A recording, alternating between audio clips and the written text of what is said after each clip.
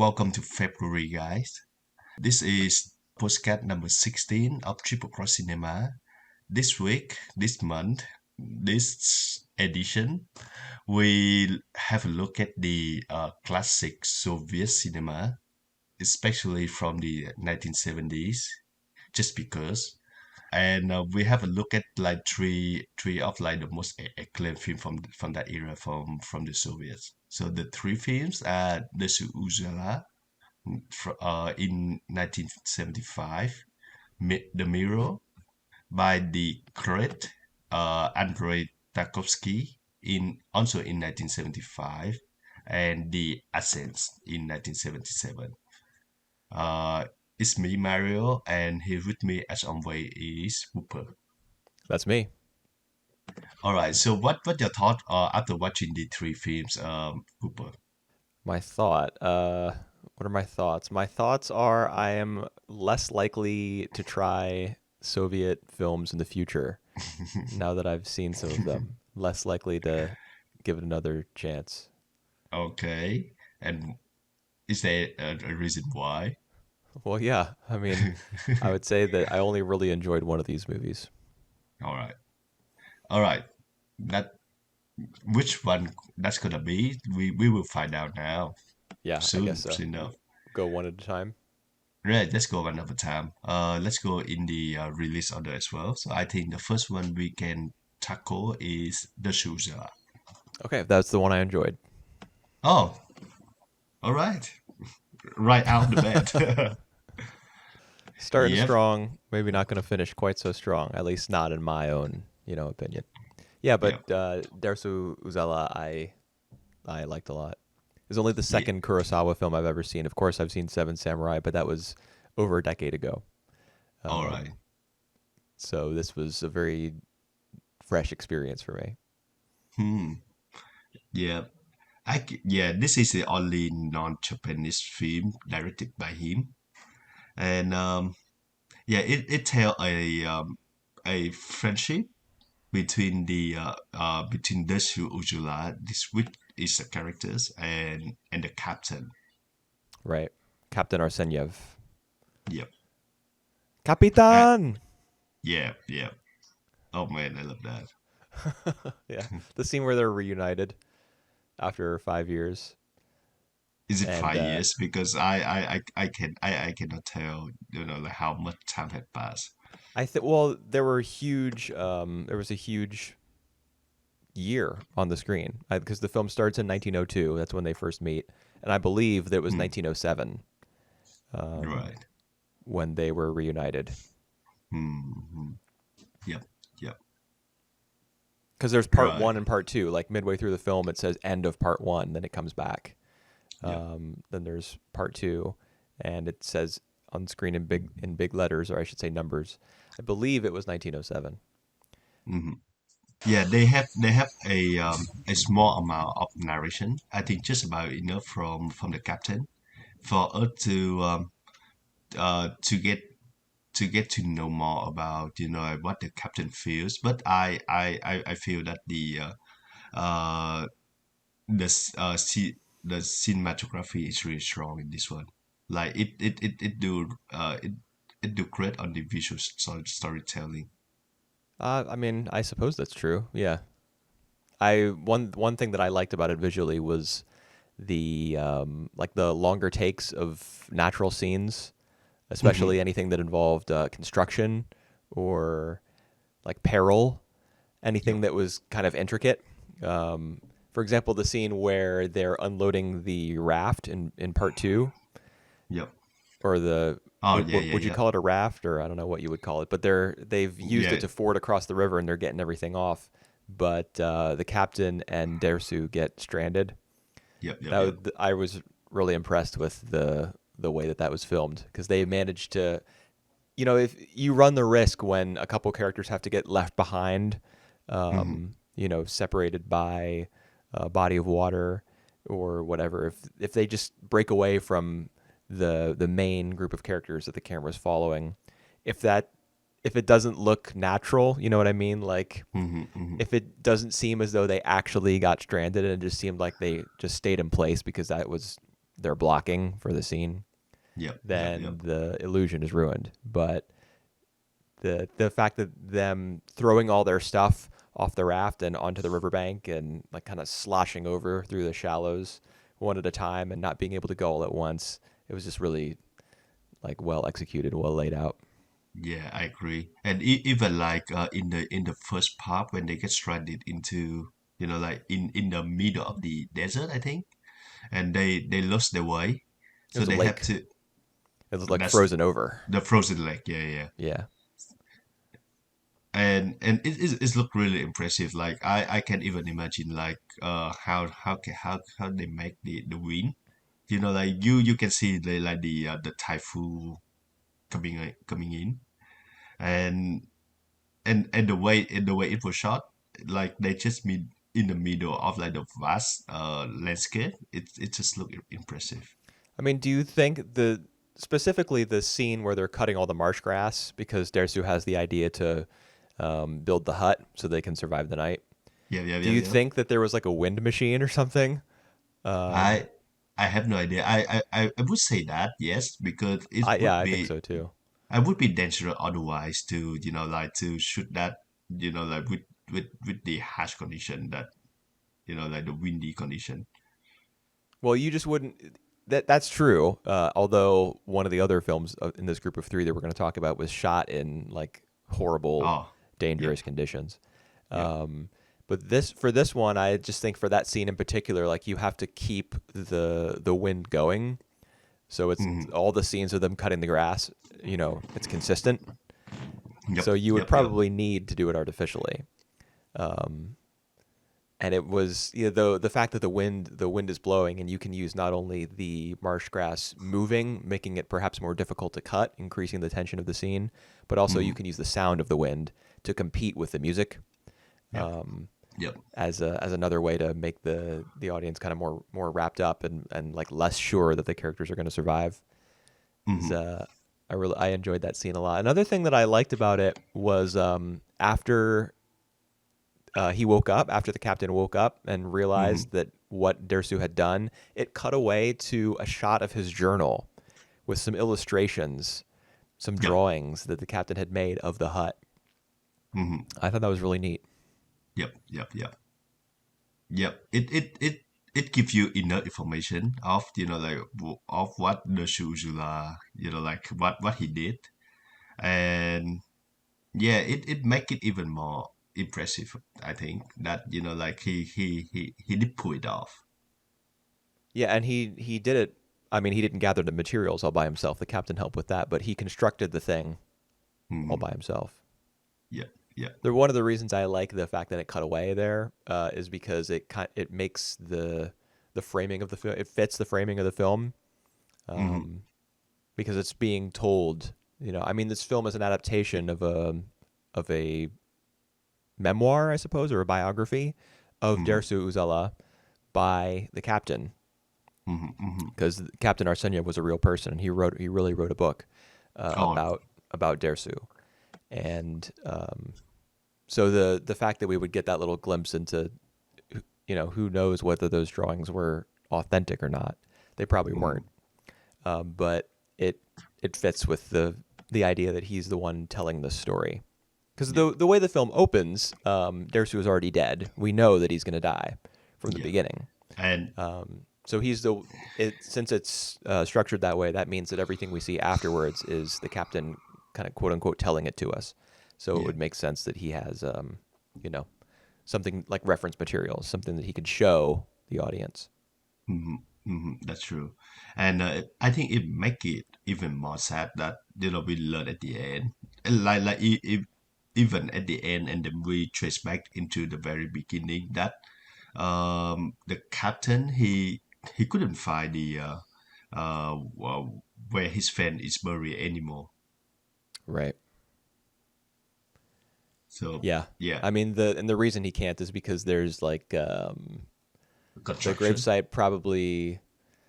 I mean it just got lost because they're Yeah, undergoing they like industrialization and yeah. development. They're building things, and in all the building, and like leveling of the land and deforestation. his grave's lost. Yeah, yeah, yeah. So I think the whole concept of this film is about like two men with very different background, with very different way of life, but they still even like the language barrier as well, but they come to an understanding, and they are fun of each other, and even like what at some point they save the other one life as well. That's true. Yes.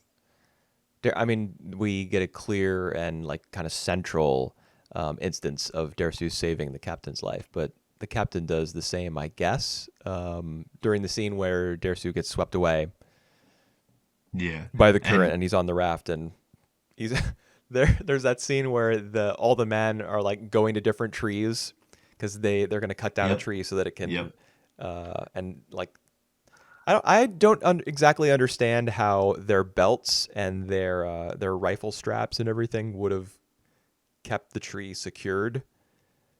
I don't quite Yeah, understand that, but well, it worked out, yeah, I guess. yeah. Now that you mentioned that, I don't quite get that either, but the way it was shown, I actually very detailed, Well, like yeah, the cutting down of the tree and them having to select one with him like directing them while hanging on to like yeah, a piece of wood, a piece of like driftwood, I guess. yep. Um, in the rushing river, he's like, no, not that one. Nope, nope, not that one. Keep going. Because he knows, of course, just instinctually which tree is going to be strong enough and it will be positioned correctly for him to grab it. It's just Uh-huh. that the like the tree, because they're cutting down the tree so it falls. I assume that the belts and the rifle straps were used to um, secure the tree to its trunk after it had been cut down. I'm not really sure. That we don't see. That Ah, was kind of a shame. yeah. So I think this one was meant to be a string for them to pull. So not only that. If you cut the tree normally, it would like just fall apart. But they cannot in any way pull it back to the land. You get what I mean? So that's why they have to string it, and then they have to pull it back. I guess we see them pulling Yeah. on whatever harness or you know, whatever system they've designed with Yep. all that Yep. Yep. stuff. I guess we see that. Yeah. Yeah. I just So, remember thinking it was going to be like a little more intricate. yeah. Well, they make the most out of it. So I think this is that one was a good scene. It's just great to watch. Yeah, I agree. I don't. I think the whole film was pretty. Was pretty engaging. Yeah. Um, Getting to know Dersu was exciting Mm-hmm. because he's a character who's so different from not only the captain but from everyone else, all the other characters. The I think from the novel normal convention as well. What do you mean? What I mean is, like at that point in the Soviet society, it's more about like city lands, and people abide to laws. And this guy just like just live in the jungle, just do as he please, but very knowledgeable about like about his surrounding. Actually, this film, even though this is a Soviet film, because it was made when the Soviet Union was still together, this Yep. actually doesn't take place during the Soviet Union's existence. The Soviet Union was formed in 1922, Okay. so Yeah, this yeah, is yeah. pre-Soviet. It's a pre-Soviet Soviet movie, Hmm. um, Understand. and Yes. I think I mean I guess you would call them Russian. Um, they belong to the Yeah. Russian Federation. The All, characters. all right. Let's do that. Yeah, because I mean the Soviet Union not until the 20s did it exist, because that was a partnership between like Russia, Ukraine, um, Belarus, maybe. Yeah. I don't know. Mm-hmm. It was several European countries, Eastern Yeah. European. But Mm-hmm. he's very different from all the Russian characters. But he does seem Dersu's character does seem kind of familiar to me. Just the idea of the wise Oh woodwalker. man. Mm-hmm. Yeah, Mm-hmm. not just the wise old sage, but specifically the man who has um, you know who has lived apart from people and found his own way of life, his own form of wisdom, Yep. being Yep. out of nature. You see that sort of thing a lot Yep. Yep. That's in true. in stories in general. But But he's very compassionate. He's mhm. somebody who is he holds a lot of human values Yeah. like common decency, despite being someone who lives off the land. Yeah. That's true. I would say that his entrance is him is humorous in a way that like he just pack in and he just said like I follow you. No, I was following something. I think he was following the deer something, and then he saw a track of human, so he followed the human, and and that was you guys. So I just come here and stay with you guys. Right. And he doesn't immediately agree to stay with them and to serve as Yeah. their guide. Yep. The captain offers, and he's like, "Well, I'll think about it." I sleep on it. Right. That's right. That's what he says. I'll sleep on it. Me sleep on it. Yeah. Did your subtitles say me instead of I Yeah. and It all said that? that. Yeah. Yeah. Yeah, broken Russian, but actually, like he had more vocabulary and more, like he actually can say very neat things. Yeah. He knows a lot of Russian, plenty Yeah, to communicate with people. yeah, And I I kind of I agree. kind of wonder how he learned so much. I mean, obviously the Goldie people live in a territory that you know, is occupied by Russians and is depending on what things were like at the time, perhaps part of Yep, the Russian territory or owned by them or claimed by them. With Russia, it's kind of hard to tell sometimes because yep, the yep, country's yep, so big, and depending on yep, who's running the show, uh, there yep. may be there may be claims made that aren't necessarily agreed on by everyone. But I Mm-hmm. guess he was in contact with. Well, I remember before the end of part one, because the movie's split into two chunks. He says he's not going to accompany them back Yep. to the captain's his CD. hometown, Yep. but he does ask for bullets. Mm-hmm. So Mm-hmm. that makes me think that the reason that he knows Russian is that he needs it to barter um, with people who sell materials. You know, Yeah. bullets. I don't know, Yep. knives, Yep. vodka. And Whatever. yeah, and we know for sure that later on he was swindled by one of the Russian, I think, to give him all the money and then took off. That's right. Yeah, he's stores his money like the guy promises to hold on to it for him like a bank, Yep. Yep. and then he just leaves with it. But Dersu, that's a very interesting scene because Dersu he's not like really pissed about it. What he asks the captain is, why is he that way? Yep. I Why don't he that understand way?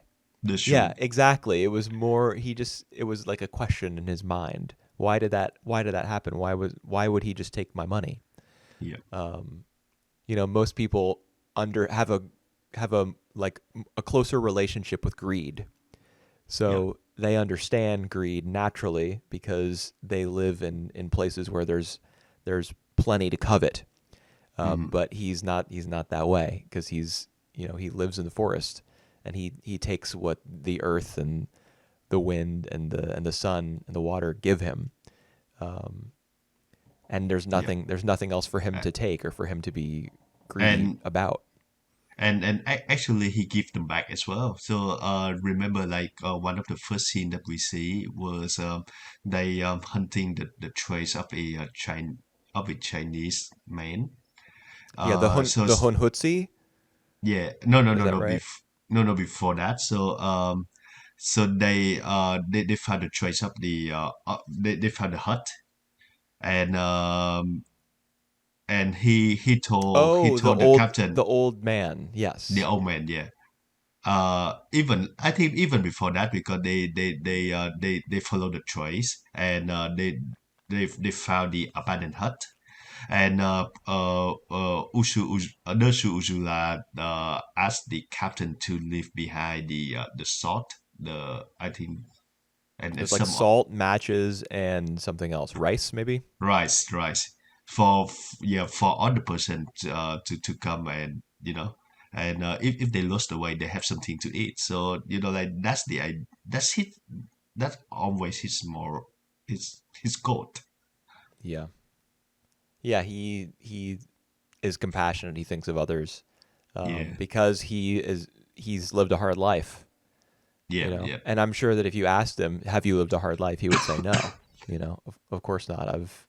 I've yeah, lived my life the way that I've wanted, and yeah, but he has lived a difficult life, and he understands that somebody else could come along and they could be close to death, so they may need those things to survive. yeah. That's true. The there's the scene about the Hukut. Uh, Hunhutsi, yeah, that you just mentioned. I want to see more of that. I mean, like we didn't really catch any of these theft, and we just like we they more like just pass along the responsibility to the other gang. right? Their name was the Jian Bao. That's what he All called right. them. So I suppose they would be Chinese as well. Mm, yeah, And yeah, I was kind of intrigued by the fact that the film didn't pursue that subplot any further. yeah, yeah. True. But given the fact that Dersu's compassion is showcased, you know, so often, I think it kind of makes sense that that responsibility would be given to another set of characters, and that the film Mm, wouldn't, go into revenge. yep, yep. Because I mean, from what I understand, a lot of Kurosawa's films feature, revenge as motivations for their main characters. But Mm, this one seems a bit yep. different. Um, Yep. Mm, Dersu is not. He doesn't have a lot of vices. He's not mm, greedy. He's not angry. But he does become, as the film describes him, irritable and moody after a particular incident. yep. Yep. It's yeah, it's the incident where he had to shot the tiger, and he Right. said like he was doing bad omen. Yeah. Yeah, Yeah. that. I really liked the scene where the silhouette of the tiger passes by the door of the Mhm. captain's tent. Yep, yep, yep, yep, yep. Um, I mean, I think we can. I think it's safe to assume that a tiger, an amba as he calls it, hadn't actually come. Yeah, But the idea was that the tiger's spirit um, had returned to haunt him. yep, yep, I thought that was a really nice touch, because it yeah. by putting that silhouette there, you kind of, it's just a representation of Dersu's his like Fear. his spirituality. Yeah, his fear, but also, you could just not put the silhouette there, and his Mm, fear would still be evident by the way he was freaking out, and like getting rid of the campfire and everything. His fear would still be palpable just from the performance of the actor. But mm, if you put the silhouette of the tiger there, preceding preceding Dersu's actions, then it almost grants like legitimacy to his fear. It makes his mm, religion and his spiritual beliefs a bit more grounded visually. mm. Yep, yep, yep. And and before that scene, so that scene is where he decided to go to the city life with the captain. But No, before that this scene, all right. there's the shoot. You're going to talk about the Yeah, target yep, practice scene. That's yeah, yeah. I think yeah. That that's like the final straw for him. that's right. I love that scene because I think the film really take the time just draw out that sequence to see Yeah. like how he adjusts to like finding out that he can his eyesight has gone bad, and Yeah. he cannot do the thing that he usually can do. Hmm. So yeah, I love that scene very much. I love that scene where he tried to shoot the The was that mittens. the deer, the mittens, Oh, yeah, there was and the deer first. Yeah. yeah, yeah, the deer, and then yeah, he put on the mitten and he tried to shoot that. Yes, and we know before that he can even shoot like the string Right. uh of the swinging string. Yeah, with the bottle tied to the end. He shoots the string so that he can keep the bottle Man, because that's he doesn't want to be wasteful. yeah, that's so awesome. So Yeah. yeah, they I think they did a really good job to like cracking it out a little bit, but like we can feel the confusion and frustrated from the shoe Ujula. Yeah, there's a really good one of the best parts of his performance in this film, I think. I don't know the actor's name. I really should. Hmm. Um, but the that scene has is you know is a highlight of the of his performance for me because of all the small ways in which he adjusts his like posture, and Hmm. he keeps holding up the rifle and looking down the barrel of it, and Hmm. then he can't see the gloves, the mittens, so he'll like move his head away from the gun a little bit and Yep, kind yep, of yep. crane his neck, squint his eyes, and then like shuffle his feet, readjust his position, get a little bit closer, a little bit to the left, to the right. It's just a very, He very intricate, um, you know, he scene. yeah, he even like walk up a little bit to Right. get Yeah. closer to the mitten. Yeah. So he cheated a bit Yeah. and But still he failed. hesitates before doing it.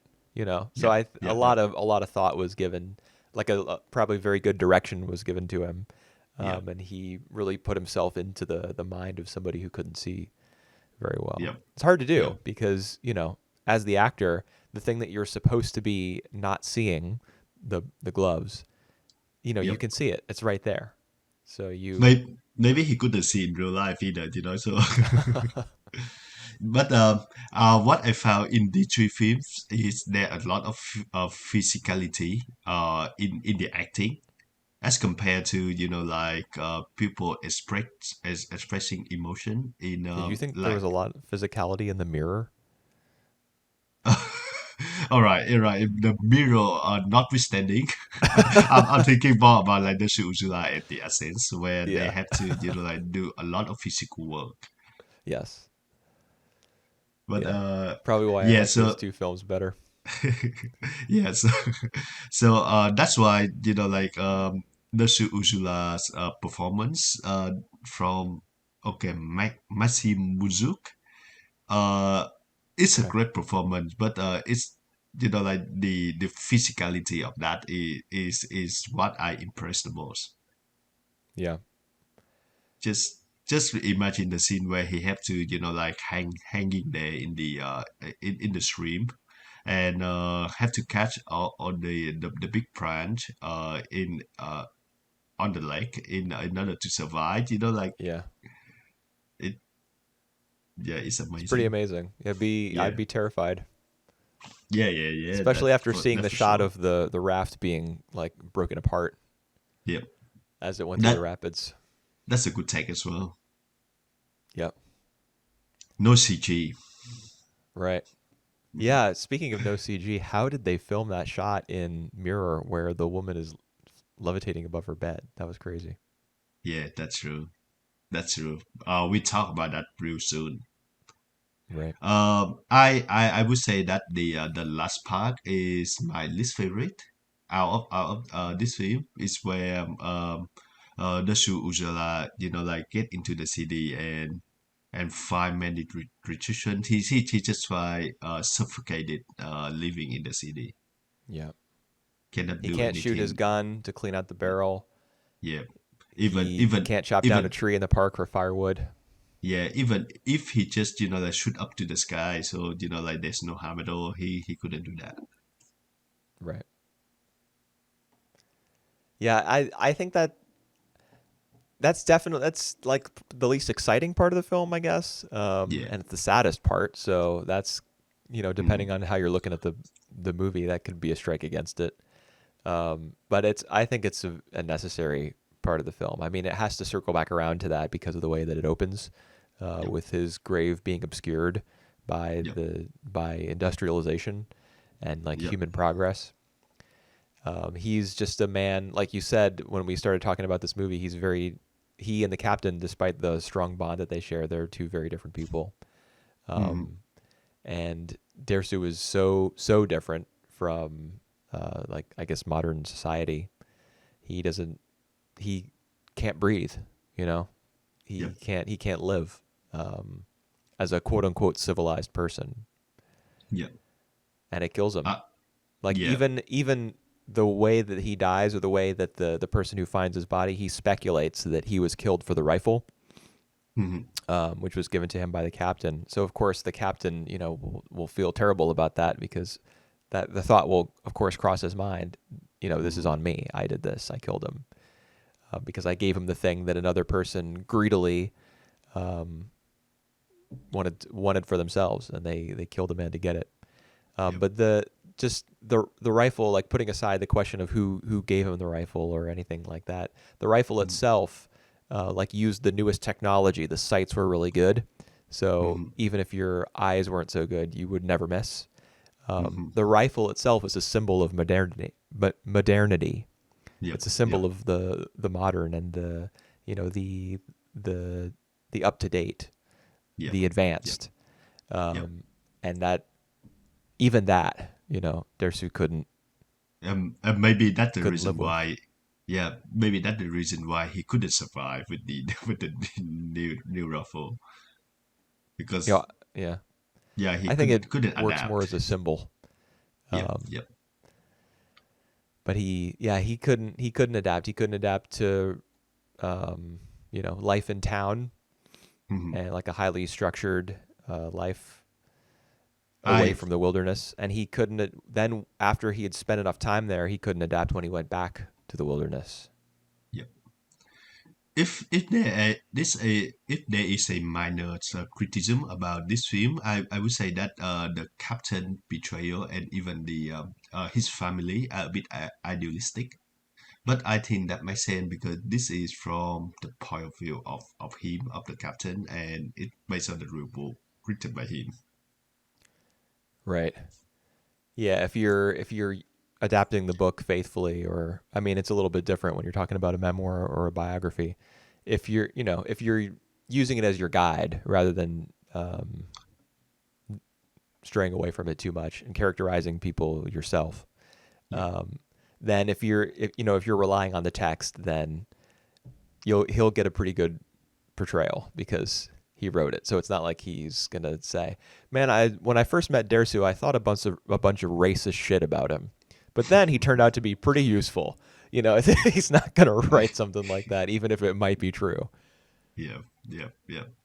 But yeah, I because it just bugged me a little bit the way that the family member come to accept him actually pretty easily. Even like the son, um, he idolized the shoe. So That didn't really bother me, and I think the reason is because there is that 5 year gap.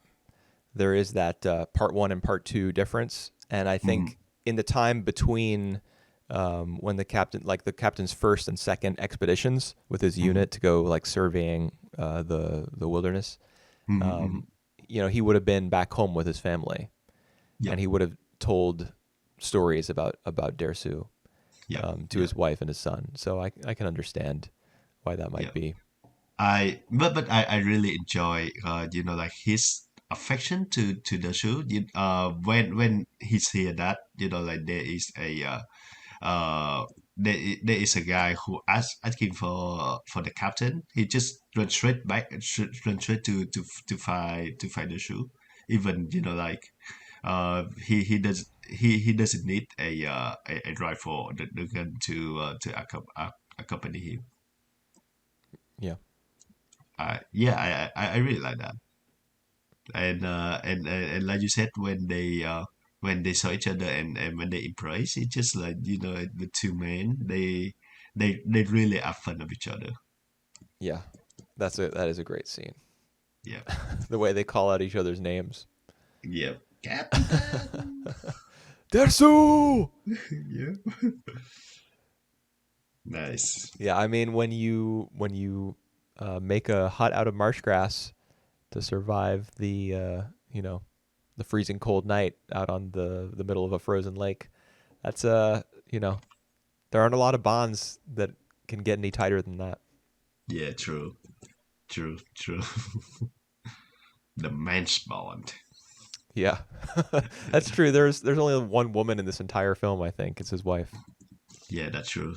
I don't That think there's that that anybody that else. is true. Yep. Cool. Do you have any other notes on this film? No, I think I'm good. Oh, I did really enjoy the soldiers singing. Oh, There were yeah. multiple scenes of the soldiers singing. Usually, the lyrics would have something to do with Dersu or his relationship to the captain. For example, at the beginning of part two, after their reunion, their song is about a gray winged bird who has been away for so long. Oh, Um, gray in that case having to do with like his advanced age probably or his wisdom. yep. And he's a bird who's been away. They've been separated for a while. So that the fact that they sing that particular song upon their reunion gives it like a special meaning. And Mhm. I really do like scenes in films where songs are sung by um, you know that have relevance to who the characters are, what they're going through, Mhm. and it's characters who are doing the singing rather than anyone who you're unfamiliar with or anyone who's off screen. You should Um, watch more of Bollywood movies. They do that all the time. They have like the musical sequences of like the cast to elevate the feeling of a single scene. So yeah, yes. there you go. Yeah, I'll have to watch some Three Idiots sometime. or even like the new one RRR. Yeah, I have that on my list of 2022 films Yeah, that I want to watch. That's yeah. another film that's 3 hours long, though. Yeah. So it I think it's a normal practice for Bollywood films. I know some film that would go into like 4 hours long. Ugh, kill me. Yeah, I know. But next we're talking about a film which only like 100 minutes, but it feels like 4 hours long. Oh, so I assume you mean Mirror? Yeah, yeah, of course. Miro. Yeah. I didn't enjoy this film. Yeah, I think I did watch this film, like long time ago. I think it could be like 7, 8 years ago. I didn't really remember the context. I remember, like I did have like some fun memory of that. But oh my God, this rewatch completely turned it away. Yeah, I Uh, mean, I really don't know what to say about this movie. So you're gonna have to take the lead here because it just lost me completely. Um, I thought there were some very neat shots. That's really all I can say about it, yeah. honestly.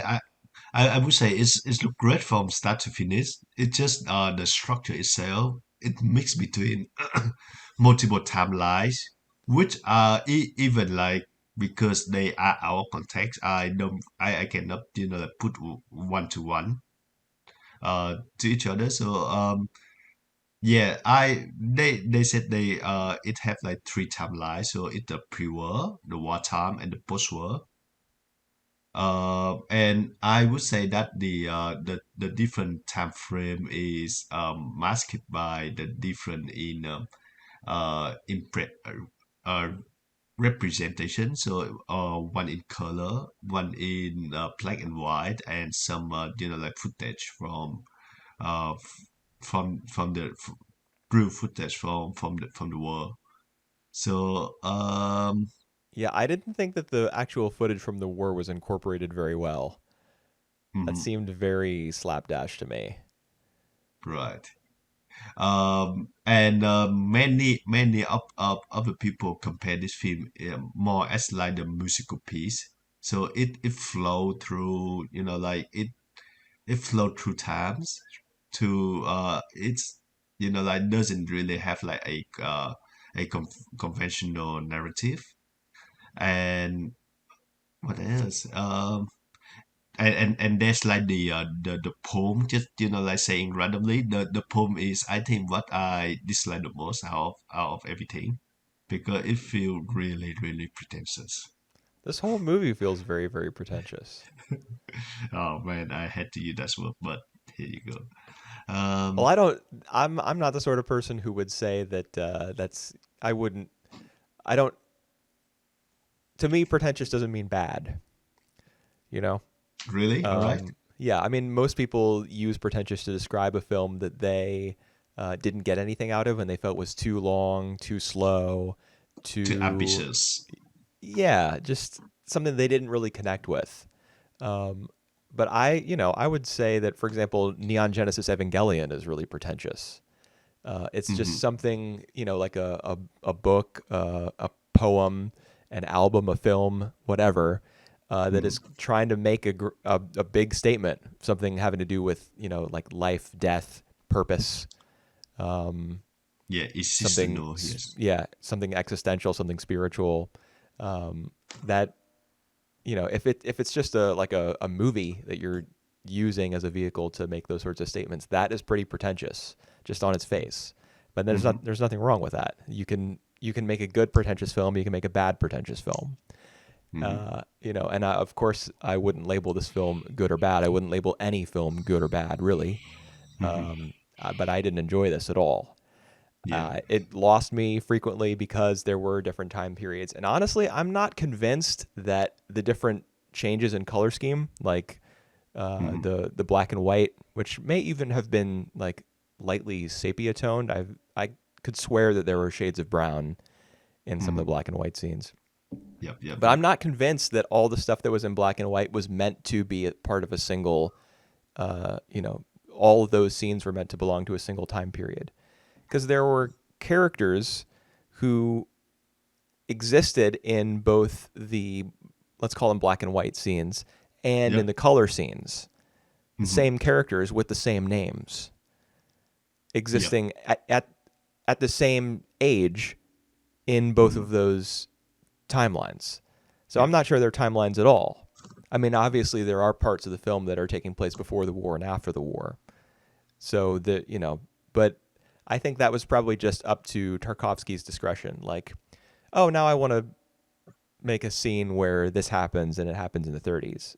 Now I want to, I had this dream the other day, and I think it would be great if it happened in the 60s.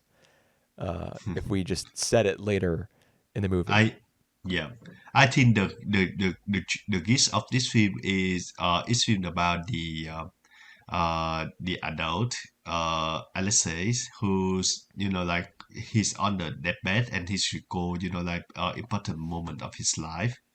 So I think that's the only real like guideline that we have in order to like understand what the stream of all the stream of consciousness going on. So having said that, the actor who play like who have the same name, have the same face, uh appear in like in even in black and white and in colors, is the models, and who also serve as his wife. So the same woman, yeah, Yeah, her name is Masha, Masha. Yeah, but yep. she's also Uh, referred to by other names throughout yeah, the that's film, right. like That's Maria Yep. and Natalia. Natalia, it actually his wife, his later wife, where I think at one point he mentioned that you look like my mothers and stuff. So uh, that Natalia was Alexei's wife, and Maria is Alexei's mother's. Was it Maria or Masha? Maria and Masha yeah, they are the same names. Yes, They're the same name. sorry, they are the same person. Then why do they have different names? I think it's just Masha is like a different calling to Maria, like a shot for for Maria. You think so? Are you Yeah, I sure think that, so. you don't think it's just like one of the quirks of the film? Have no idea because yeah, it's very hard to connect Yeah. or that you know like Yes, it is. even if we here to connect all the dot, it actually like I cannot even tell like the very first scene we see was about the boy with the doctor and That they was actually my doing favorite scene in the whole film. really all right, Yeah. and it had nothing to do with like all the event of other scenes. So I have no idea what they represent you know Well, who is the actor who plays the man with the stutter? Does he? he I just don't believe that he played any other characters in the film. Did he? I don't think so either. No, I don't think so. But I thought his performance was amazing. Right. All right. The first of all, the to be able to emulate the stutter like that Yeah. would take a ton of practice, Yeah. Yeah. and the look in his eyes as the I don't know if you would call her a speech therapist or what you would call her exactly, Uh-huh. because I don't think she's fulfilling the role of a speech therapist. She's using some sort of Yeah. posture, and she's like correcting his posture in order to make him speak the way that she wants him to, which is doesn't seem like that sort of medicine would be accepted in the modern day by modern day practices. But just the fact the look in his eyes, it seemed like hopeless, as she was hmm trying to correct him, make him stand a certain way. He just seemed like kind of pitiful. Uh-huh. Um, and she was being like so domineering, you know. hmm But then she says, "Okay, on the count of three, you're gonna say I can speak," or whatever it is that she asks him to say. Yeah. Yeah. Yeah. And then he says it like Yeah. so casually. hmm I was just extremely like caught off guard Yeah. by that. And It was the one point in the film where I felt that there was enough consistency within the scene for me yeah. to feel as though there was going to be a particular outcome and then have that subverted. Whereas pretty much every other moment in the film, I didn't, I And had no expectation for what was going to happen. It wasn't that I thought X might happen and instead Y happened. It yeah. was that anything A through Z might happen, and Yeah. I just Yeah. gave up. Yeah. Yeah. Um, I think that what make the first scene even more amazing is I think that is all in one take. Yeah, thinking Uh, back on it, it seemed like it. yeah, or maybe the camera just allows me to think it that way, but I think it's all in one take. I mean, there are Um, a lot of scenes in this film that seem to be in one take, and there are a lot of scenes where a character, the camera will be on a character, then the camera will pan away, yeah, and as it pans, the same actor shows up in a different location in the same scene. yep, yep, It yep, yep, seems like there's without a cut, yep, yep. That's right. um, That's right. and Uh, perhaps they're playing the same person, perhaps they're playing a different person. yeah. Well, I think my favorite scenes out of the whole film is the one where the doctor just show up. He's I he might or might not be a stranger, but he actually played by the he would reappear in the essence and Really, what character did he play really in The Ascent? he's the investigator. Oh, is he the interrogator? Yeah, yep, yep, The Russian, or yep. I guess the guy from Belarus, who defects and becomes the interrogator for the Germans. Yeah, yeah, yeah. That's the man. Yep. Huh. He played by the same guy. It's really I didn't make that connection, but it's funny because I watched The Ascent first, and then Yeah. I watched this film last. In fact, I finished viewing the film just like 30 minutes before we started recording, Hmm. and or maybe an hour. And I thought as soon as I saw him, I thought, wow, he really looks familiar. But I didn't I didn't piece it Yeah. together. To me, he just looked like a character actor from like a crime, like all the millions of cop dramas that get produced in America. It just Right. looked to me like he He, was somebody who I, starred in a bunch of those shows or was a yeah, guest actor in a bunch of those shows. I would say that he looked typical, like Russian spy for me. Oh, you think so? He appeared in a lot of Andrei Tarkovsky movies. Oh, So interesting. yeah, so if you watch more of a Tarkovsky movie, you I will won't. about to see him more. And one other fact is that I think he does look like the second brother in The Godfather, the Colenio. I don't remember his name. I can't remember Uh, the what all the different relatives look like in The Godfather. I can't no, no, picture no, any no. of them. So they have three brothers. So the first one is Sunny. The last one is like our what's his name? Dude, I don't remember. I mean, I've seen Or all three Godfather films. yeah. Unfortunately, I've seen the third one, but I don't. No, no. I don't. I don't Yeah, remember right. I don't remember a lot of characters' faces because the extended family, like in Hmm. Italian families, all the cousins and the aunts and the grandmothers and the Yeah. whatever It's it everyone's it family is it so huge. yeah. It's the main family that I'm talking about. I just don't remember. Right. It's not the same guy though. You just think it Yeah, looks it's like not the him, same right? guy. Yeah, yeah, yeah. That's right.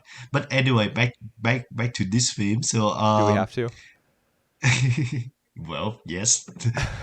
That the scene where I'm pretty intrigued by that scene. I from what I remember, he only appear in that one scene and not in any other part of this film. He get acquainted to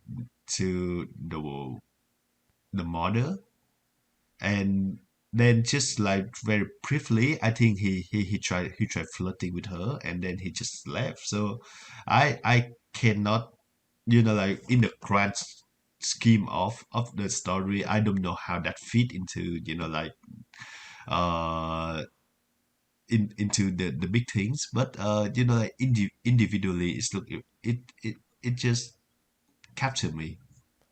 That was a point in the film where I was still like engaged. Yep. Yep. Because the establishing shot of that scene, which I think is it's behind. I mean, what are we gonna call her? Is she Masha at this point? Yep. All right. Yep. It's the establishing shot of that scene is her sitting on the fence. The camera's behind them, and the way that it's framed, there's like a little bit of foliage from like trees and bushes that are off camera, but they kind of like the limbs extend into the edges of the frame. It just looks Hmm. extremely picturesque, and the sun is setting, but everything isn't quite golden yet. It's more like light. There's kind of a light gray, almost a filter over everything. Of course, this isn't digital, but it's Hmm. it gives you the impression that things are about to change, Yep. but they haven't quite. The pendulum hasn't quite swung the other way yet. Hmm. Hmm. Visually, it's not quite dark or quite what is the word I'm looking for? Dusk or anything. Hmm. And you get a long take of him coming up, and I guess, is it Alexei or is it Ignat, who explains in a voiceover that if he turns one way, it means that it's his father, and if he turns the other way, it means his father will never come home again. All right. So, all right. Ignat is the son, and Alexei is the the father and the protagonist. But the the same person plays both Alexei and Ignat. Right. There's also a different actor who plays Alexei when he's a young child. Yep. Yep. Yep. Yep. And the adding to the confusion of people who, like, I suppose, talk about this film or write about this film, the actor who plays Ignat and also the teenage Alexei, his name is Ignat, the actor's Right. name. Yep. So I'm sure that somebody like Tarkovsky was extremely excited when they made that discovery in casting, because that would just serve to confuse even more people. He was probably I like, "Yes, this is what I wanted." No, no. I would just say that the director just look at his name. What's your name? Ignat. All right, let's go the Alexation. The characters go Ignat. Yeah, that could Oh, be. yeah. Um, And I don't know. yeah. Yeah, I like that scene just on a visual level. What his character has to do with it, on the whole, I Hmm. can only speculate. I mean, I can't even speculate. I have no idea. Yeah. So I don't know. Maybe the I don't know, man. I give And up. there even the scene where Maria or Masha, like come into her workplace, which I think is the printing company. Yeah, she's a proofreader. All right, and she was furious that she might make a mistake. Yeah, but So she what's the nature of the potential mistake? We don't have no know. idea. Yeah, What because was the story, that was in the paper that she was so upset about? We don't know. yeah, and then she talked into like the I think her manager, and then her manager just like burst out and said and talked to her very mean, and she Yeah, walks what out, prompted and that? We don't know. we don't know. And I don't even remember if they reappear in other scene. I don't think so. No. That's about all I Okay. got. I mean, I really like the shot of the ceiling collapsing. Oh, Do you yeah, remember yeah, that? yeah, yeah. It was earlier. And It's like early on in the film. yep, yep. I really like that shot. Uh-huh. And the like the liquid on the walls is white. Yep. I took screen caps as I was watching, and this one right here, it's like the ceiling is made out of plaster and it's soaking wet, so it's collapsing like soggy cardboard, Hmm. and the liquid that's dripping from the ceiling is white, and it kind of reminds me of a shot at another point in the film where like milk is dripping off of, let's say, a thing of drawers or a table or something like that, and there's a close Hmm. up on the pool of milk that's gathering on the floor as it drips, which makes me think somehow those two scenes are connected. Hmm. Like as though all the milk that dripped onto the floor there is like gathered together, and then at a separate point in time, it goes through the floor. Like it gets so wet that it makes that giant hole in the wall, and it all starts to fall down. I mean, Yeah. this is just me trying to come up with links that will put the disparate parts of the film together in my mind. Yeah. But, I'm sure that all the defenders of this film are like, no, you're not supposed to do that. It's just supposed to be an experience. Yeah. Well, I think I like the gimmick where gimmick where they the main characters we don't really see, especially like the adult version of Alice. We don't really see him. We see like the characters basically talk to the camera as if talking to him, and we see like the narration from him, the response from him that work like a narration, and I think I like the structure, but it's more like like from his point of views, but it actually make me more alienate to the main characters because we don't really see him. You know what I mean? We see things through his eye, but we don't really see him. Yeah, I wasn't even sure. Like, I didn't gather from my viewing of the film that we were seeing things through Alexei's eyes. I didn't understand that. Hmm. Yeah, well, So what you're talking about, I don't even yeah. remember. All right, because I remember like especially the scene where he talked to his wife Natalia, and Natalia just keep talking to him and like talk to the camera and like refer to him as if we sitting through Alexei's point of view, Okay. and yeah, but well, Well, we only see him like twice in the movie, right? yeah, not that I think much, I think I kind of remember the scene that you're talking about. Is it where she speaks to him and she's in color, but then it cuts to him looking at the camera and he's in black and white, and then he turns and walks away from the camera, and um, then uh, tends to someone who's like in a bed behind him or something, and then he walks out of frame, and you see that the person in the bed was Masha, and then she's floating above the bed. Is that the order yeah. of events there? Uh, cannot recall if it's the right order, but yeah, I think you are on the right track there. Okay. And man, I can even like tell you the link between of the scene where Maria have to slaughter uh the chicken. Right. Well, that I was fine with, because it's kind All of right, it's kind of surreal and it's self-contained. right. It's just all the moments where we've got different characters, like the same actors playing different characters in different time periods in such close proximity to one another that it's clearly, the film is clearly designed to um, confound the audience. Hmm. The process of making a movie is not just like some entirely spiritual experience where you just shoot everything and then edit it together, just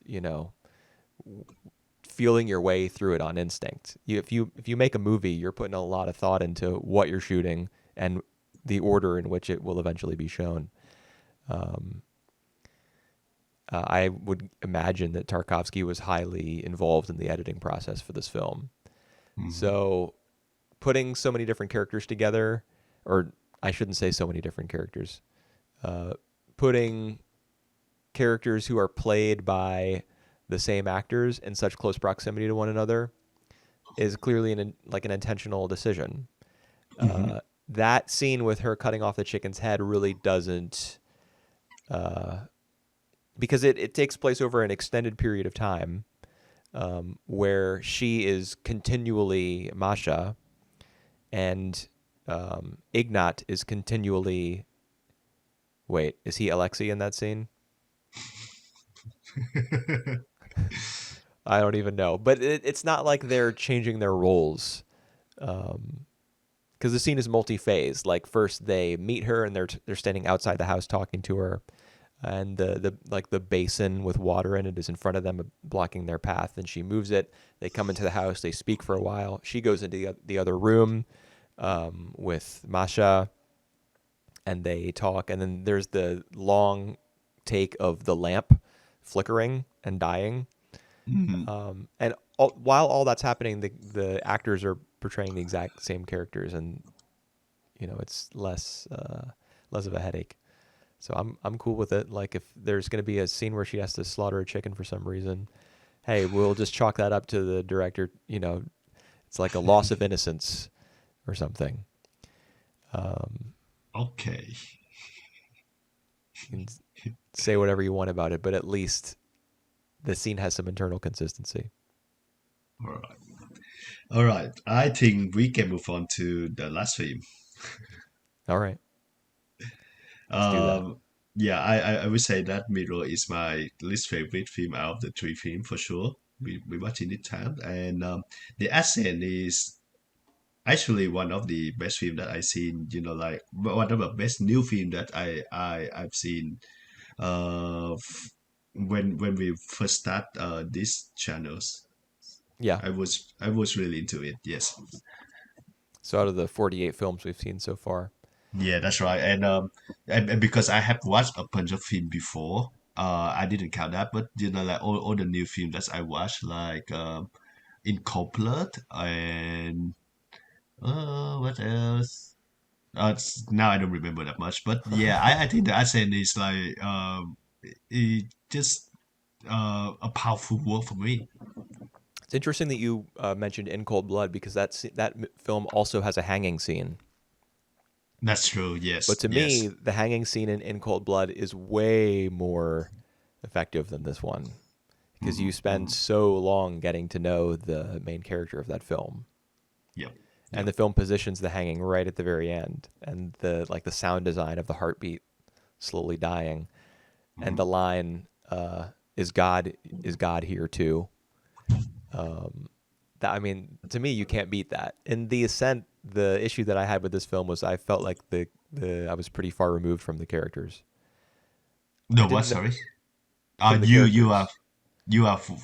far removed from the characters. Yeah, I didn't. I don't Yep. feel as though we know much about them. Like the drama Hmm, comes from how perilous their circumstances are, not from hmm, who they are on an individual level. hmm, hmm, hmm. It's the Yeah, backdrop of the war that makes it dramatic, not anything about the characters themselves, in my opinion. yeah. I think they're supposed to be, like at the end of the film, they're supposed to be a simple. So, we kind of see them as more as a symbol more than like the characters we know about. Yeah, it We makes it hard for me though to feel much of relate. anything when a symbol is Yep, hanged as yep, opposed to a person. yep, yep, yep. I think I understand what you mean. And I think it's funny how like this one is released later than the Uzula and the Mirror, but it's in black and white. It's not in color. And I do think that the camera, the camera work, the cinematography is also really good in this one. I don't know whether to agree with that or not. I mean, I thought the rather than the cinematography, I would say that the performances are and the performances themselves are Not what's correct. impressive. No, they're Oh, what's all right. impressive. Wow, right. Because there are so many close-ups on characters looking into the camera. Uh-huh. Like half a dozen times in this movie, characters look straight into the camera. Yep. But the film, I kind of have a distaste for that. That technique being employed so often, whereas in something like, let's say, Mirror, Mm, it only happens a couple times, and mm, it's extremely striking. Like the scene where Masha is like has a really sinister look on her face, and her face is only visible in like candlelight or lamplight, and she slowly turns like with her brows knit and her face kind of lowered so that she's staring up at the camera as her chin's pointed down. It looks almost evil. mm, mm. That's a really impressive use of that technique. I think in The Ascent, I think the technique was overused and it wasn't used as Yeah. well. But the performances that were being captured were like kind of wild and desperate, Yep. which is what made it work. Like the cinematography on the whole, I thought there were just a lot of close-ups, just in general. Yep. I don't know that I can really say that I feel this film was very well shot. I mean, I'm not an expert, and I'm sure there are 100 different things that I'm overlooking, but to me, Yeah. this was the least impressive looking of all three films. Though I still found plenty Mm. to appreciate and admire. Like for example, the scene where what's his name, Rybuck? Is that Yep. how do you want to pronounce that? I can't remember. I let's just go with right back. Rybuck. The scene, like how close the camera is up on them. Um, like the camera operator must have had to navigate through a bunch of like branches and bushes and stuff in order to Yep. keep the camera so close up as he's helping Sotnikov escape after he's been shot in the leg. Yep. Yep. Yep. That was really, I thought that was a great use of close up. Yep. But I don't know that I would say the film's like consistently like I visually inventive or impressive. yeah, I would say that I enjoyed that shot as well, where he came to save Sundikov, and we can see like the close in close angle, that like how difficult that is. Right. I also really like the close up of like for example Sonikov when he was about to kill himself, to shoot himself, and Right. actually not that scene, but after that when he was like resting in the trees, and we see his face, but obstructed by the tree leaf. Yeah. Uh, I, I That I really like the shot. Yes. that was interesting because the way that it was framed like really particularly. At first, Hmm. Yeah. there's like a clear separation of his right eye from his left eye by Yep. one of the little tiny branches that's kind of hanging down from a bigger Hmm. branch. It's like his face is bisected, Yep. and then in his frustration he starts to like lash out and hit the branches and the limbs that are kind of in front of him, Yep. and in the aftermath of that, it's completely crooked, and his face isn't split perfectly down in the middle. It's not symmetrical anymore. So Yep. clearly, that's a But representation of the fact that he's not in a right state. yeah, but the thing is, maybe it's not happen. It's not really happen. Like you see some up right back imagination of him escaping and then got shot out, Right. and then we get back to the normal scene, that like it's just in his thought, and it didn't really happen. I, Hmm. I I would say the same with that scene of Shonikov, where he like angrily slashed out of the tree, so that like all the snow falling down. That Really? that wasn't happen, Why? because Why do you think that? because right after that scene we have a shot back at his face, and like he was immobile. He couldn't move at all. So I would just say that it was like he thought that he wanted to slap something Mm. at that scene, but he couldn't be able to do that. You might be right about that. So yeah, I thought that scene was interesting, because it is saying more about his state of mind at that moment, that he was like being challenged, like it really was the first time that he think about like killing himself. So like he have some sort of like uh uh existential is existential like thought of during that scene. Existential. Existential, yes. Right. Yeah, that could be. That's an interesting observation. Hmm. And like during that night, we see them go through like some of the houses, and we see the priest who they like work under the Nazis, and they really hate him, despite him for that. They came into like one of the house of the mother and three children, and like the mother help them hide on the roof, and they got like they got discovered, and she was right into it as well. uh yeah, I don't know what to say, like when it comes to like the fate of the mother, because like she, oh man, it was harsh. Like Yeah. World War l- II was pretty harsh. yeah, like even Shodikov, like at the very end, where she like plead for her freedom, and like Shodikov just like I am sorry to drag you into this, and I wouldn't say that it's enough, because like she was innocent.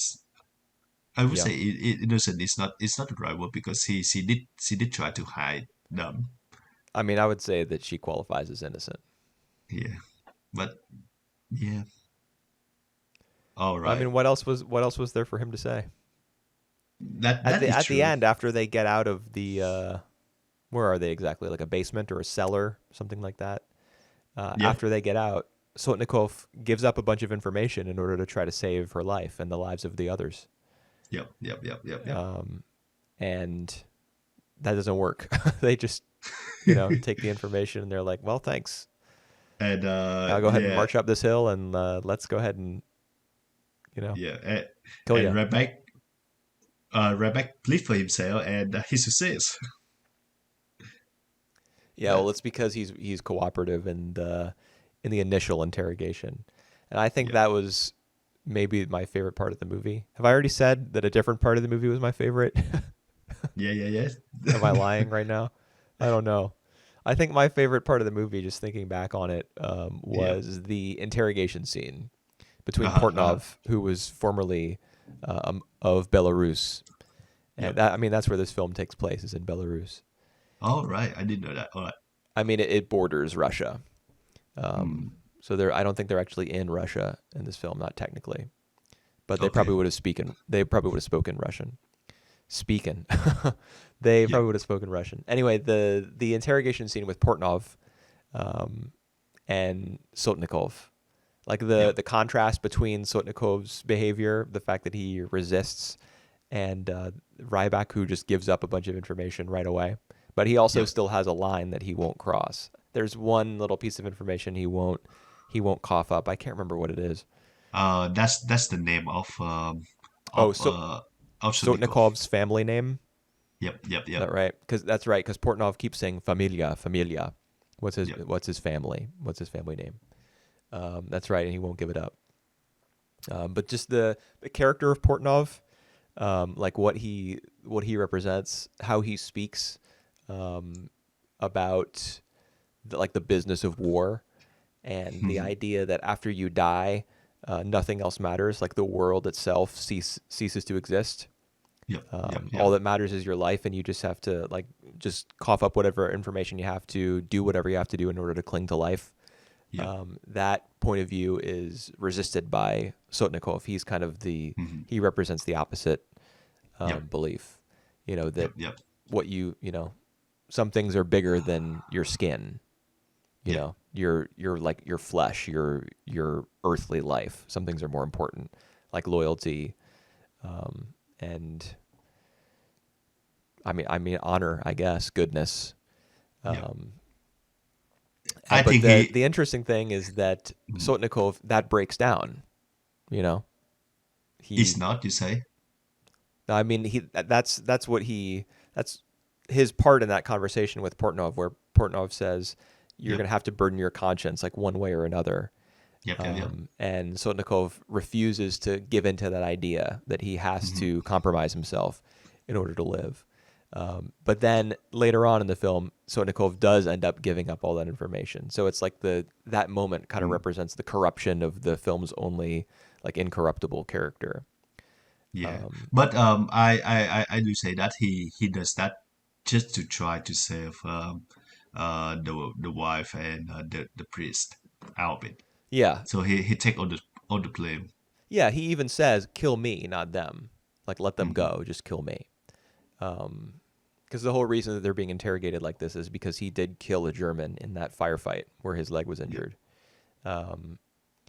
So yeah, it's true that he does it for honorable reasons, but still, the position that he put forth by resisting Portnov's Hmm.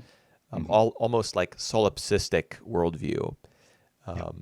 was, that strength that he put forward was shattered in that moment, Yep. Yep. which makes his death like that much more brutal, because Mm. it's not like well, I don't know. Yeah. Maybe you could take the opposite. Like you, on the one hand, you could say that it makes his death more brutal because he had to give up on his principle, like his resistance against the Germans and against Portnov's point of view. He gave up on that and he still died. But on the other hand, you could also say that by trying to save the lives of the others, that was like the ultimate act of heroism. I And even though he yeah. failed, that Yep. kind of takes some of the weight off of that death scene. Like it makes his death more noble. I would lean on the second thought. And I would say that it's also the what the film trying to say as well. Because I think at the end it draw the line pretty clearly between Shodnikov and Rabak about their fate about even like the film view of them, because I would say that at at the end of the day the film actually frames Shodnikov as some sort of Mati, and maybe Jesus, and Rabak as Judas, the Yeah, traitor. well, there's the woman who literally calls him Judas, Judas, yeah. Judah. Yeah. Judah, yeah. Yeah, and I don't do a lot of reading about any of these films before I watch them because I don't want to Hmm. just have a like an interpretation in mind. Yep, yep, Even yep. afterwards, I do very little reading. But just in browsing Wikipedia, I saw that the like there were supposed to be parallels to Christianity, Hmm. and I mean, yeah, I see him. He's a martyr. Ryback is Judas, but I don't think the parallels are that strong.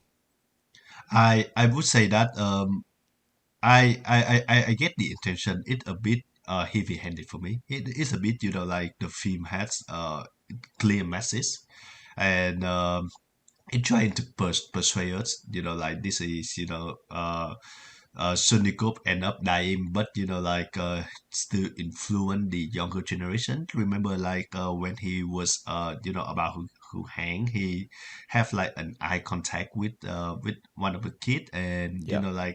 he smile. I think and the kid crying, so like it actually take effect to the fact that he died, take effect to the kid, and maybe he's like one of the like the younger generation who will raise again the Nazi. So I would say that I can see and I can appreciate the message, but it at the same time it's like it try to like scream down the message into me, like this is the right action. Yeah, I don't have an issue with that, especially after having watched Mirror. All right. If a film actually has something to say, I appreciate that. Okay. Good to hear that. uh Yeah, and yeah, it's true and that the scene where he makes eye contact with the kid and the great piece of acting from the kid as well. The mhm, like mhm, the way agree. that there's a small smile that like, you know, because Yeah. Sotnikov is trying to be brave, and so he smiles when he's got the noose around his neck, and the kid with the tears coming down his cheeks, he also like the way that the a smile like works itself onto just the very corners of his mouth Mhm, um, mhm. is Yep. really impressive. Yep, I Um, agree. So but the fact that he is, perhaps serving as an inspiration or has some influence on that child, it's a payoff to the detail in his conversation with Portnov earlier in the film, where mhm, Portnov says, you can't inspire anyone, not from here. It's mhm. over for you, and you're going to have to compromise yourself in order to live. Yep, yep. Because that's specifically in the text of the film, is that there's no one for you to leave your mark on now, which Yep. ends up not being true. Yeah, that as well. And even though Panov, who the guy who like who has basically seen everything and see, and as he says, see the worst of the human, and he expect Panov, sorry, he expect Sandikov to be like corrupted. I would say that like the look of Sodikov maybe like haunted his life for the rest of his life. Maybe, um, the you're talking about the film being like too blatant in some areas. Yep, I think yep. that the Portnov character is an aspect of the film where that can't really be said, because the performance given by his actor, the same guy Hmm. who also appears in the mirror as the doctor, Yep. which I now know. even though I didn't get it before. The way he looks, the expression on his face and the way that he observes the hanging, the execution, Mhm, and his like the expression on his face in the aftermath as he turns and leaves is really ambiguous, or mhm. some other word that I'm trying to think of that starts with an A. But A. All right. yeah, All right. I can't remember what it is exactly. But you can read it either way. Like Mhm. he's not horrified. His eyes aren't bugging out or anything like that. He's not weeping. His lower lip isn't Yep. trembling. Yep. Yep. Um, Yep. but so it's clear that whatever facial expression he has is something that he's put on. Mhm. Like Yep. he has to maintain whatever posture, demeanor, attitude Yep. that he's come to live with. He views that as necessary for survival and for life. Mhm. Um, so and I think that's Yep. incorporated into the performance. Yep. Yep. Yep. And yeah, a little tidbit is that the casting when the directors come to cast the Sunikov characters, she actually specialized that, like find someone who look like Jesus. So I Oh, think really? it's, yeah. But it's just, like behind the scenes, so no one would know, because the Soviet at that time is really averse to, like religious. So Yeah. if they know that it's the allusion to any of the religion context, they will, like they will definitely just completely sharp the films. So yeah, I think it's interesting that But like he doesn't we look anything like. I mean, Jesus had brown skin. I mean, wow, maybe just the look of his eyes. No idea. how we don't know what Jesus looked like. Well, we have like a statue of Jesus everywhere, Yeah, that's those statues are based on like the super white church's idea of what their perfect version of Jesus would look Yeah. like. Perfect So meaning in their eyes, in their mind, also white. yeah. All right. So the film was nearly banned because of that. I read Just a little bit about the approval of the film. Like yeah. it was Mm. shown to a particular member of what is it called? Of the party. MOSFAT? Is All that the right. name of the production company? Yeah. Yeah. The Yeah. Soviet Yeah. Yeah. production company that not only produced this film but also Most film. Mosfilm. There you go. Yep. But also produced Mirror. I think I saw their logo at the start of that movie too. Mm. Yeah. Yeah. Yeah. Um, maybe it was somebody on I don't know, some ethics board or something that you would need to get a film through in Soviet Russia. Yeah. But that person, whoever it was who was in charge of whether the film would be permitted or not, what had served in the war and saw this film and was so amazed by it and so moved by it that they just let it go through with no cuts. Yep. Yep. Yep. Yep. And because the director's Shepiko, she actually experienced cut before in her previous films. She said, like, in the most important sequence of the film, it was cut. So she was really devastated by that. So I think she demand no cut on for these films. And Yeah. have you heard of her, Larissa Septico? No, Sepico. I All haven't right, seen any of she her other films. I don't know anything about her. all right, she was the wife of the directors who later directed Come and See. Right. Yeah, come and see. I don't know, like so this film, The Ascent, like in talking about it, I think there's a lot to praise it for and to admire, but the Yep. experience of watching it, I kind of found it to be tedious. Hideous, you No, say. tedious. Oh, As in like boring or slow moving or some right. like a time waster. Yeah, yeah, yeah, yeah. That's there's probably a better way to describe the definition of tedious, but as I was watching it, like their characters looking into the camera so often Uh-huh. and so many close-ups and Mhm. I felt as though I had very little connection to any of the characters. Um, Mhm. I was just, it held my attention, but I was getting sleepy. Yeah. You know, I actually think that like the focus, the close up on the character face work effectively at the end, where like Rebecca, he's second guessing himself, I guess, because like he been really shaken by the death of his friends and all others, and the German soldiers also praise him for like you actively take to part in hanging your comrade. right?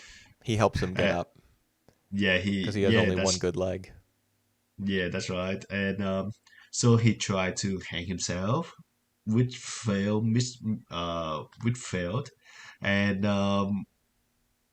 as he walks out to the toilet, he see that the gate was is open, and we have like the close look at his face of like he he he really debating whether he would just run away or like go back, go to the office room, and we could see like the devastated look of his face, like even if he come back to if he get out now, he branded as a traitor, so he wouldn't like have a place to go back to anyway.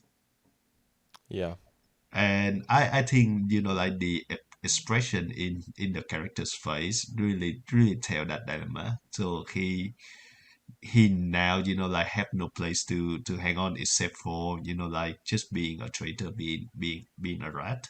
So yeah, I would say that it worked really effectively, the close up at we see like the minor change in his facial expression, and we see that minor, huh? major. I Right, thought that was pretty. I thought the final obvious. scene was kind of like over dramatic. Right, I right. mean, Hmm. it's a very dramatic moment, because he's realizing that he can't even hang himself. Like he's Yep, denied um, a death with any sort of dignity. He can't even yep. die on his own terms. Hmm, hmm. And he's resigning himself in that moment to a life lived, at the mercy of the enemy and in service of a brutal regime. Yep. So it's very dramatic, but I just for whatever reason it didn't. I was like, oh, okay, Registered this here. is the end. I Okay. And I could make a comparison to like this attitude. I could make a comparison to Legion of Galactic Heroes. oh I what? always yeah. While watching that show, I always have the feeling that the the attitude for like being when you're being captured, you don't die heroically, because that is the foolish thing to do, because you would drag like the whole unit down, die for like for every reason. So like just try your best to be alive, and like you can be you can serve when in the future whenever you had a chance. I think that's like the moral thing that always goes on through the stories of the Legion of Galactic Heroes. Here in the Ascent, it offer the opposite view, the opposite extreme, where like you you need you need to die heroically as a way of a simple to inspire others. And like if you succumb to like your primal fear, which is like the fear of death, you will like you never get out of it. You will, yeah. That's just what I think. Man, Legend of Galactic Heroes. You haven't even finished that, have you? I have one more act to go, Yeah. to Well, 20, 25 more you, episodes. I know based on where you stopped. I know there was a particular event that probably killed your motivation. No, like I'm really pumped to still watch the final the final act. It just I don't really have time. Well, But I mean, but you stopped watching it long ago, and you stopped watching right after a particular character died. yeah. But I would say that it go into a really interesting direction that I'm still keen to watch. Man, I don't We can even remember what you're talking about when you say Legend of Galactic Heroes is about, like you put survival before anything else and you yeah look for an well opportunity to all right so I'm talking about like it's on way Wang Yang Wen Li. were Yang Wenli sorry Yang Wenli these days of the Imperial's captains whenever they have they are so prideful that like when they are surrounded by the enemy they would go and they would charge heads on and they would die like they would rather die than being captured by the enemy. Right. And for Yang this is like the absolute waste because like the unit they don't want to die. They have to Oh, I escape. see. That's a very It different that's a point very of view. different dynamic though, because that's what he's condemning there. I mean, he's an anti-war character like to begin Yep. with. Like from the Yep. those are his roots. From the ground up, he's anti-war. But Mhm. in that circumstance, I would say that he's decrying is the decision of one man to doom the lives of many men, because he's Mhm. like the ultimate democratic character. Yep. He like represents Mhm. democracy in that series. So Mhm. that's something he would be against just on principle. Is Mhm. the decision of a commander to Mhm. consign all the people who follow him to death. Yep. Yep. I think I understand. Yes. Mhm. Man, that was Yeah. a good show. Maybe I should That is a good show, and maybe I this should is a good film. retry the remake because I stopped watching the remake like 12 Yeah. episodes in or something. Maybe I could give it another go because there are like 36 or 48 episodes out now or something. Yeah. That's true. Yeah. Why not? Why not? And this is one good movie as well. I think I would put it on my top 20 for now, like of all time. Real oh, neat. That's pretty cool. Yeah. Yeah, I didn't really have a great time with it, but what I was saying before when you mentioned Come and See is like I was talking about how having seen these films, I'm like less likely to experiment, Mm. with Soviet cinema. Yep. But Yep. having seen The Ascent, I'm actually more likely to see Come and See now because Mm. Come and See is supposed to be like extremely harrowing, um, Yep. and like really intense and difficult to watch. But The Ascent I found to be like a walk in the park in terms Yep. of intensity. Like, Yep. this the scene where the characters are about to be hanged is of course just as a human being, me watching that, is like Mm. I'm sweating a little bit, and panicking a little bit. Yep. Because I'm just being reminded of my own mortality in that moment. But the Yep. film on the whole, I don't like was a bit of a breeze. Um, I I I didn't have a difficult time with it at all. So, that makes me want to see what Come and See is all yep. about. I would just say that comedy is just at the same intensity, so if not not more. So Oh, yeah, well, it's that's too not. bad. It's just the fact that we know about the horror of war that of the real world that really affected us, and I think it just go a bit uh hard to watch like for the last 5 minutes, 5-10 minutes. It's not the whole movie. The whole movie is just a breeze to watch as well. For the Ascent, I watch it at like 1 a.m. and I do it in one run. I like after Oh, 3 a.m. I feel wide awake because like I just having watched a hell of an experience. yeah, that's really interesting to hear you say that because I know that you're the sort of person who falls asleep during movies. So if you Oh, started watching it super late at night and it kept you up, that means you must have yeah, really loved it. yeah. I did. And as compared to mirror, it's like it's one hell of an experience as well, but not in the same Is it sense. really?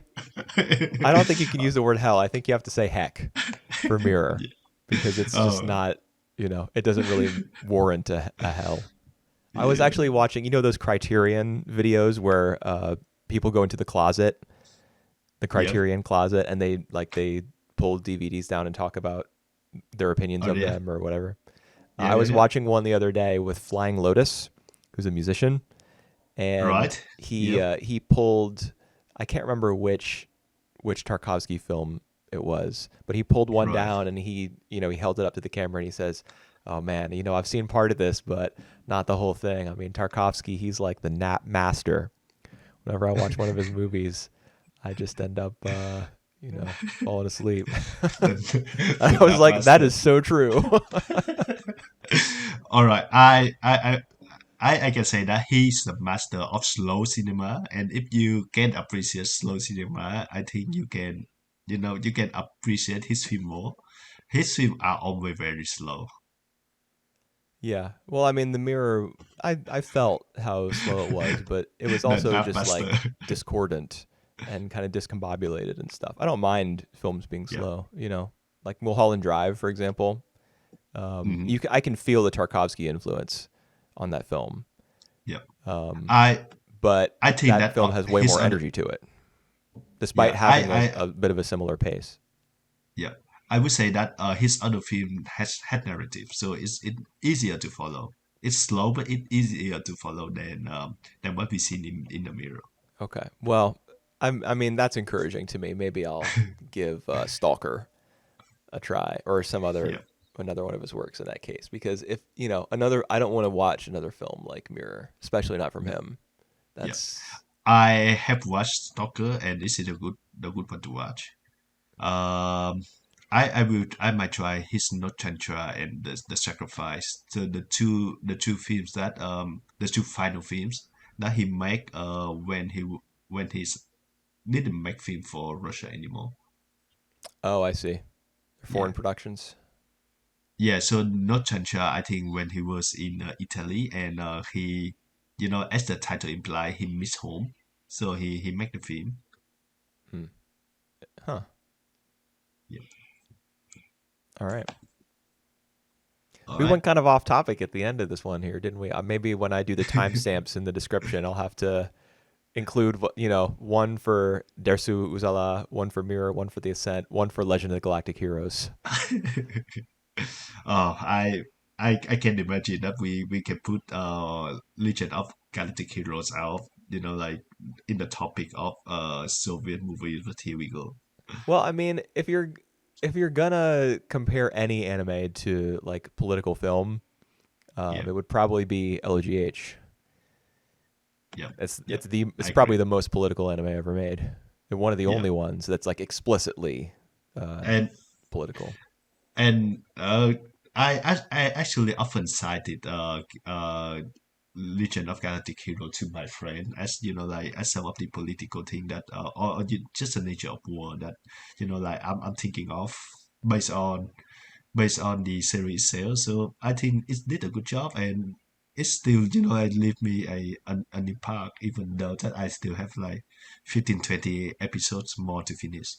Yeah, yeah. When that character, when I reached that point in LGH, I also like took a break only for one Yeah, day. I kept I took watching a the big next break. day, but I finished that episode and I was like, damn. And then instead of watching the next one, I went to bed. Yeah, yeah, I agree. Yeah, I was shaken by that as well. But it actually all right. We talk about that in not in the podcast, Another time, another time. perhaps on Double Cross Anime sometime, the Yeah, other that's channel. true. Yep. All right. So that's it for Soviet cinemas. Next one we're gonna try something else. So, Yeah, we will see on that. yeah. We'll come back in late February, and we'll have be watching films from another part of the world, another time period. Um, TBD. We'll see you Yeah, February 20 something, and yeah, we'll have figured it out by then. cool.